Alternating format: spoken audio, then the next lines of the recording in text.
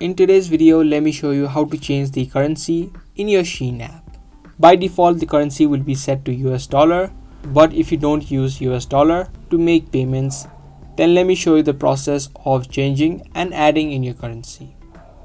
All of the currencies would not be available, only the major currencies that are accepted will be available.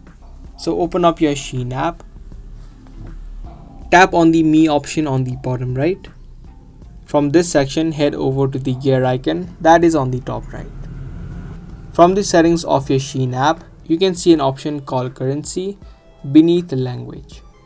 If you tap on it, you can see these are the languages that are available: US dollar, Euro, Pound, Swiss franc, Canadian dollar, and Mexican pesos.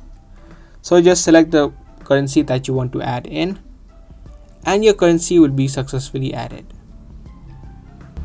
Similarly, you can change to any other currency if you want. And during the checkout or during the payment, the currency will be shown as the currency that you just chose. So that's how easily you can change currency in Shein app. Be sure to give this video a thumbs up and also subscribe to our channel for more daily tutorials just like this. Thanks for watching everyone. I'll see you guys in the next video.